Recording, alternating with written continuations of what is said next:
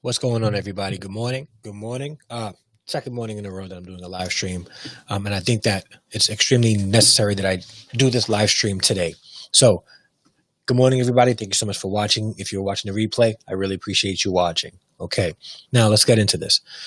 I woke up this morning to an article that I read on a teacher, an Arkansas elementary school teacher, kindergarten teacher, it seems, who made a black student unclog the toilet with his bare hands using only a tissue.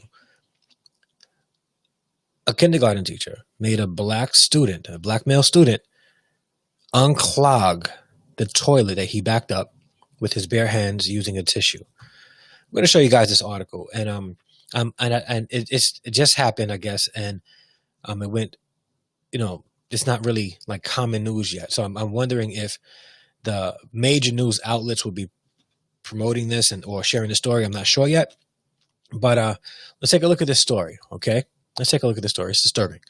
Here we have Karla Lasiter, an Arkansas teacher, is accused of forcing a black child to unclog the toilet with her hands or his hands. From my understanding, I don't know. It's brand new, according to the post by his grandmother. So his grandmother, Karla Lasiter, an Arkansas elementary school teacher, is accused of forcing a black kindergarten student to unclog a toilet full of feces. Here she is. What she looks like is, it's relevant as far as because here we talk about biases, right? And how we go into education, teaching with some biases. And those biases sort of dictate and navigate how we treat our students. So, and I say our because I'm a teacher. Now, again, this is not indicative of all white female teachers, okay? This is not. However, we cannot ignore that stuff like this happens. According to a post by his grandmother, Arkansas teacher, we read this. Lasiter was put on administrative leave after she was accused of making a 5-year-old student unclog a toilet with his hands. The incident reportedly occurred in Pulaski County Special School District. She is employed by Crystal Hill Elementary School. Irrelevant. I just want to cite that this is happening and it needs to stop. It needs to stop. The grandmother says, all right, look, so here's the PSA by Tammy Murray. PSA, I have been struggling with this since yesterday. As I was on my way to my meeting, I got a phone call. It was my middle daughter, mother. I have something to tell you, and you're not going to be very upset. I said, okay, tell me. She said, Ashton's, my grandson, teacher, made him put his hand in the commode and clean out feces with tissue because he stopped up the commode. I said, what? I told her to let me get off the phone. I had arrived at my destination and started calling the elementary school, Crystal Hill Elementary, and PCSSD school board.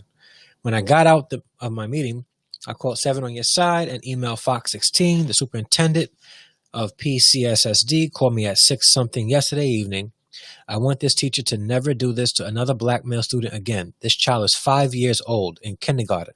He is a young black male and this was done to degrade him, belittle him, and it was cause him to have anxiety. It caused him to have anxiety.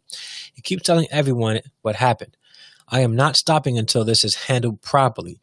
We have to protect our black males, but decent and in order.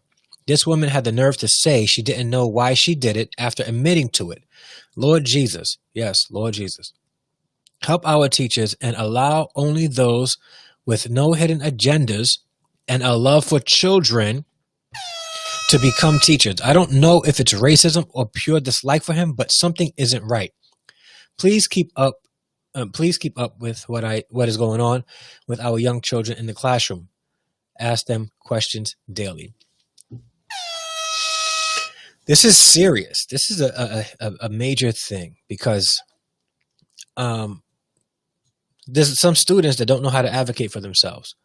So some black students endure this kind of behavior from their teachers because they don't know how to advocate for themselves, or they're afraid of saying something to their parents because usually the teacher's always right.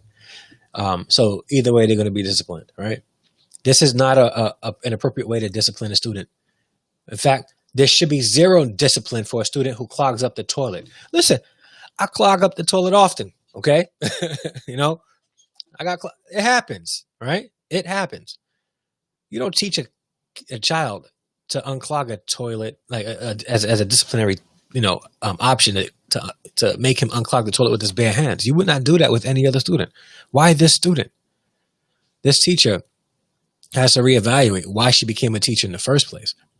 Why she became a teacher in the first place. This is sad. The same school teacher was also highlighted in an article because on your ABC7 on your side, the same teacher was highlighted in an article because of the mask mandate at the very same school. I'll read to you her quote. It says here, at Crystal Elementary School in Pulaski County, kindergarten teacher Karla Lasiter echoes the same message. I'm so used to getting down on the floor, calling groups of kids down and mixing them up. But Lasiter says her students now know the importance of not spreading germs. They know there is a pandemic and we've talked about it. They don't feel good. It's important to stay home.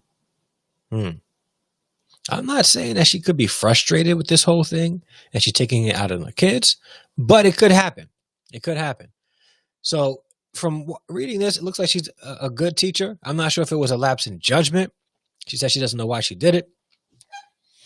But nevertheless, she did it. And there has to be disciplinary actions or some kind of program that would get her back in the classroom. But after an extensive amount of training and cultural sensitivity, appropriate disciplinary actions for students, appropriate meaning like discipline as far as discipline and teaching students proper behavior, not disciplining or teaching students that they can't unclog. They're not supposed to, clog up the toilet. It happens. It happens. And most school districts, most schools have maintenance workers, janitors, custodial teams, building teams that will handle this kind of stuff. So this was inappropriate, but on all levels. And the fact that he was black and she was white makes it a deeper talking point, because we've been talking lately a lot about equity in the school system and addressing our biases, right? Our biases. So there has to be a deep conversation, and I do hope that this child gets the help he needs, because it could be traumatic for a child to be forced to do that. I hope the teacher gets what she needs, because I'm not here to say that she's a bad teacher by no means, but this was dead wrong. Dead wrong. And I probably have done things that were wrong too, but we got to be willing to learn from our mistakes and grow from it, and so in a sense, change our behavior so that it doesn't happen again, because the ultimate goal is to raise strong and secure children, whether you're a parent or a teacher. The bottom line is we are trying to raise children to become strong and secure adults. And this here sets that back for this child to degrade them and make them feel like they are being degraded because they have to clean up their own feces for clogging up the toilet. All right. Listen, thank you so much for watching. I am going to get ready to make my coffee and head to work. If you like this video, hit the like button. If you don't like this video, you can hit the unlike button. I don't mind. I do appreciate the engagement. And if you have not subscribed yet and you would like to subscribe and join the Harrison Extended family, you can do so. Oh, snap. Beyond the game, what's going on? My fault, guys. I've been talking. 10 Veils, what's up? But listen, I'm sorry, guys. I see you guys in the chat. Good morning. Good morning. Good morning. All right. Appreciate you being here. Yeah, I really appreciate you guys being here. All right. So if you have not joined the Harrison Extended family, you can do so by hitting that subscribe button. Hit the subscribe button, join the Harrison Extended family, hit the bell notifications when it'll let you know when I upload new videos and when I go live. And tonight at 7 p.m., I have a dope live interview with DJ XL about male expendability. Should men have the rights to be fathers? All right. So let's talk about it. All right, guys, until tonight, God bless. I'm out. Peace.